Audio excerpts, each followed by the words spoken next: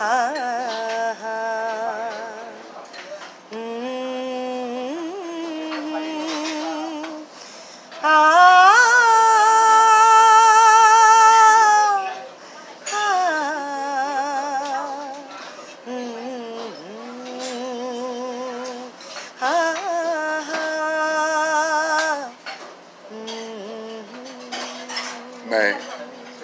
और मेरी तन्हाई अक्सर ये बातें करते हैं, तुम होती तो कैसा होता, तुम ये कहती, तुम वो कहती, तुम इस बात पे कितनी हंसती, तुम उस बात पे कितनी हैरान होती, तुम होती तो ऐसा होता, तुम होती तो वैसा होता।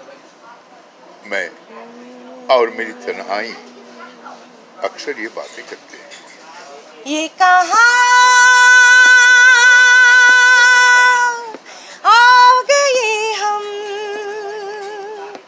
यूं ही साथ साथ चलते, तेरी बाहों में है जानम, मेरी जिस्म जा पे ढलते, तेरी बाहों में है जानम, मेरी जिस्म जा पे गलते, ये कहाँ आ गए हम। একটা বিগ বাংলাদেশি এক বোনের রেস্টুরেন্টে আসছি, সাথে মেহরুন। আমার দর্শক যারা তারা চিনেন, কারণ যারা সাকিবের ভক্ত তারা শরীফকে আর মেহরুনকে, মেহরুন ভাবিকে, শরীফ মানে আহমদ শরীফের ওয়াইফ, অনেকবার দেখছেন আপনারা বিভিন্ন সিনেমা হলে টলের। এদের নতুন করে কি পরিচিত। আমি মেহরুনের একটা স্পেশাল ইন্টারভিউ নিচ্ছি এই জন্য যে শরীফ সম্পর্কে সবাই জানেন, মেহরুন সম্পর্কে আপনারা অনেকেই জানেন না। আপনারা হয়তো দেখেন এখানে মাঝে মধ্যে শরীফের পাশে দাঁড়িয়ে থাকে, but she is also a talent singer. আমরা যখন ঢাকায় ছিলাম একসাথে, ওরা ঢাকা ক্লাব, উত্তরা ক্লাব, বিভিন্ন ক্লাবের মেম্বার, ওরাও মেম্বার, আমরাও মেম্বার। এমন কোনো অনুষ্ঠান থাকতো না যে মেহরুন গান গাইতো না, টায়ার্ড হয়ে যেত, বলতো যে আর কত গাইবো ভাই, আমি আমার বাদ দেন, অন্য আর্টিস্ট নেন। কিন্তু আমরা বলতাম না ভাবি, তোমার একটা গান লাগবেই। হাউজি খেলতাম আমরা, এখন যেটাকে টাম্বোলা বলে সবাই, নতুন করে টাম্বোলা নাম দিচ্ছে। হাউজিতে কল করতো মেহরুন, শরীফ। তো আমি যেহেতু নিউ ইয়র্কে আসছি, শরীফের একটা ইন্টারভিউ নিচ্ছি, তা আমি অ্যাকচুয়ালি মিস করতে চাই না যে মেহরুন সম্পর্কে আপনারা যারা জানেন না তাদের সাথে একটু আলোচনা করব। হুই ইজ মেহরুন? কেমন আছো ভাবি? খুবই ভালো এই মুহূর্তে, দেখেই এমন একটা আনন্দ অনুভব করছি যেন ছোটবেলায় মানে চাইল্ডহুড ফ্রেন্ড যখন দেখা হয় কেমন মজা লাগে বলেন, ঠিক সেই আনন্দটাই আমি পাচ্ছি। আমরা আসলে বন্ধুই, আসলে এর কোনো ব্যাখ্যা দেওয়া যাবে না। এটা আমরা এতটা সময় পার করেছি সুন্দর সুন্দর, বিশেষ করে ক্লাব, আমি বলবো উত্তরা ক্লাব, ঢাকা ক্লাব, প্রতিটা মুহূর্তই আমরা, প্রতিটা সন্ধে আমরা কাটিয়েছি একেবারে আনন্দ ঘন মুহূর্তে। আপনার পরিবার, আমাদের পরিবার, আমরা সবাই। তো আজকে অনেক দিন পরে আপনার সাথে আমার দেখা হলো, বেশ অনেক দিন। ডু ইউ নো আমরা যারা ক্লাব ফ্রেন্ডস আছি, আমরা যে তোমাকে মিস করি, তুমি এটা জানো? আমি যখন মিস করছি তখন নিশ্চয়ই আমার বন্ধুরাও মিস করবে, এটাই তো খুব স্বাভাবিক। এখনো যখন ক্লাবে কোনো অনুষ্ঠান হয়, actually we miss you people, you and Sharif. সত্যি হাউজের সময় শরীফের কথা বিশেষ করে মনে হয়, ও কত সুন্দর সুন্দর কল করতো। গানের সময় মনে হয় যে আমাদের একটা ক্লাব মেম্বার ছিল, এত সুন্দর গান গাইতো, আমাদের কেমন করে আনন্দ দিত। আজকে 5টি বছর নাই, অনেকেই জানে না, কিন্তু তার বেশি প্রায় 5.5-6 বছর মানে যে সমস্ত মেম্বারসরা আসলে খুব একটা ক্লোজ না তোমার সাথে, তারা তো জানে না। তুমি জিজ্ঞাসা করে কোথায়, আচ্ছা শরীফকে দেখি না কেন, মেহরুনকে দেখি না কেন। আচ্ছা আচ্ছা, এনিওয়ে আমার কিন্তু একটা কথা বন্ধুদের বলি, আমার কিন্তু একবারও যাওয়া হয়নি।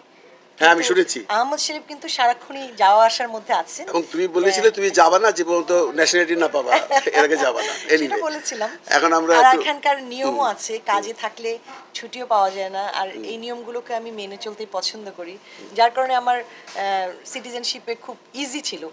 আমার প্রত্যেকটা আমি জিনিস মেনে চলেছিলাম সুন্দরভাবে, এখনো করছি। এটাই আমার নিয়ম, আমি যেখানে যাই সুন্দর করে চলার চেষ্টা করি, এই আর কি। নতুন জায়গা, নতুন পরিবেশ, সবকিছুই আমাকে মানিয়ে নিতে একটু সময় লেগেছে। সুন্দর মানুষ, সুন্দর মন, সবকিছুই তো সুন্দর তোমার। সবচাইতে বড় কথা, আমি একজন শিল্পী এবং বড় একজন ভালো মানুষ হওয়ার চেষ্টা করেছি প্রথমত, তারপরে আমি একজন শিল্পী।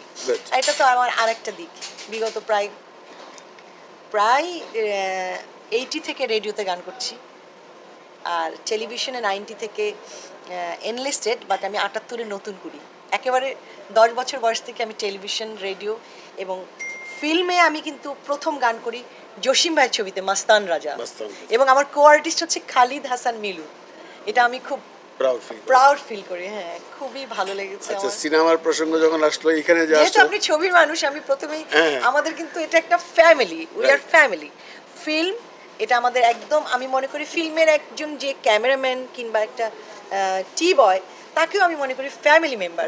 তারা যখনই যেখানে মেকআপ ম্যান, এখানে জসিম ভাই আছেন, অনেকেই আছে নিউ ইয়র্কে, তো তাদের সাথে যখনই দেখা হয় আমরা কিন্তু খুব খুব মজা করে কথা বলি, মানে মনে হয় যেন আমারই আপন ভাই, ছোট ভাই। তো আমরা খুব সুন্দর সময় কাটাই, এই আর কি। সবার নাম বললা, সাকিবের নামটা অফ করলা কেন? না না, সাকিব তো এখানে নাই এখন। সাকিব নাই, সাকিব তো ছিল না, ছিল যখনও ছিল প্রায় 9 মাস মতো, তখন একটা সুন্দর সম্পর্ক ছিল আমাদের। প্রায় প্রতি সপ্তাহে আমি তখন কাজ করতাম 4 দিন, 3 দিন আমার ছুটি থাকতো, ও বসে থাকতো কবে আমার ছুটি। মানে আমার হাতে রান্না খেতে খুব পছন্দ করে, খুব, যার কারণে বলতো যে আমি মানে বসে থাকতাম যে ওই দিনটা কবে আসবে। আর এত সুন্দর সময় কাটিয়েছি যে আমি সাকিবের সাথে আমার বাংলাদেশ থেকেই আমরা একসঙ্গে, কিন্তু এতটা ক্লোজভাবে, এতটা কাছাকাছি আমি সাকিবকে এখান থেকে পেয়েছি, দেখেছি, এবং আমি এতটা ওকে এখন মিস করি। আমি সবসময় বলি, সাকিবও বলে যে আমার কাছে মনে হয় যেন আমার সত্যি কখনো মনে হয় ছোটো ভাই, কখনো মনে হয় দেবর, কখনো মনে হয় মানে বন্ধু, মানে খুব খুব ভালো মনের একটা ছেলে, অনেক বড় মনের। আমি তো সাকিব সম্পর্কে কেউ যদি কিছু জানতে চায় আমার কাছে জিজ্ঞেস করলে আমার মনে হয় অনেক কিছু আমি তাকে সুন্দর করে বলতে পারবো। সবচাইতে যেটি বড় দিক ওর মধ্যে কোনো নেগেটিভিটি নেই।